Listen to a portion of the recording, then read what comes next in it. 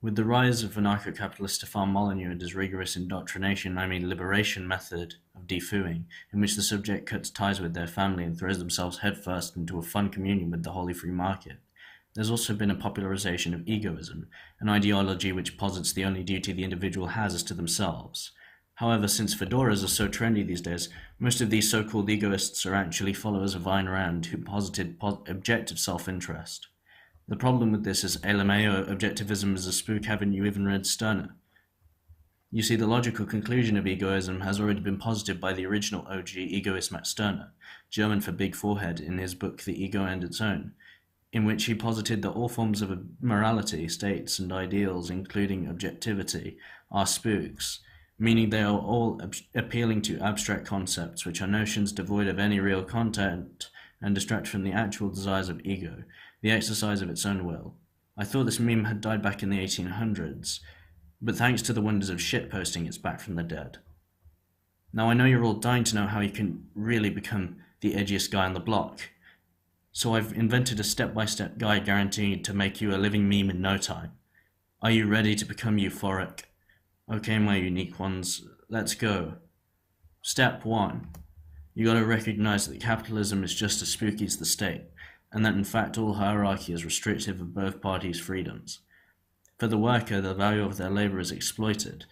For the business owner, under capitalism, they have to become primarily concerned with the profit and material conditions.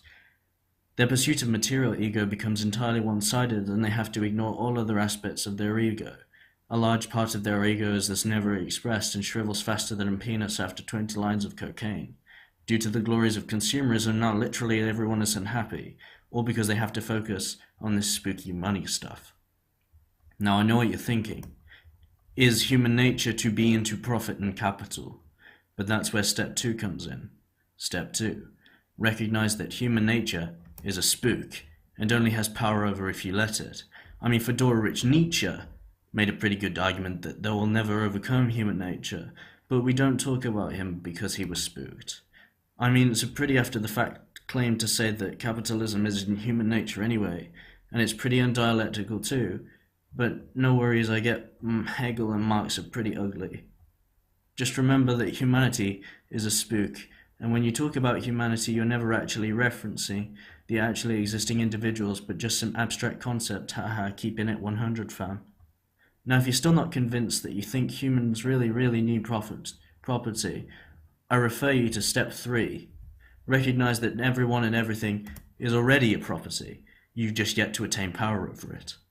Will to power is a subset of the will to ego. There's no objective reason why you can't just shoot some people and take over some land, right? Think of it this way.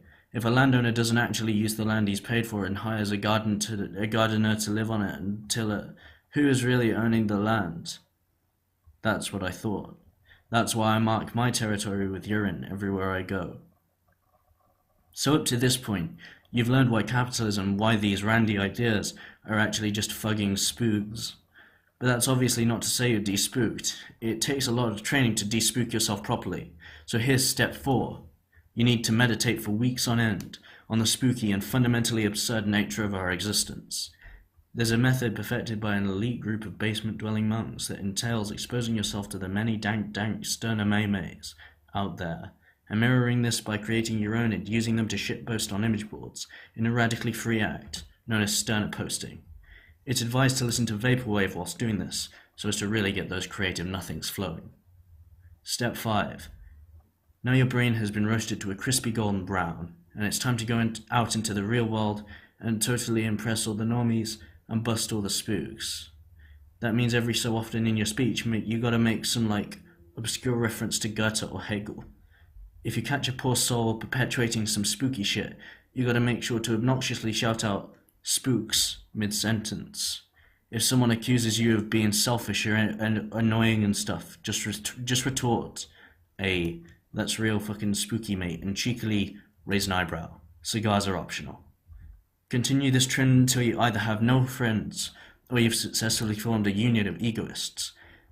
Mutually beneficial anarchistic horizontal structure, which sounds eerily like anarcho-syndicalism, making you wonder why he didn't just do that in the first place. So if you've gone through all these steps and they work for you, congratulations, you're officially a fucking sociopath, get the fuck away from me.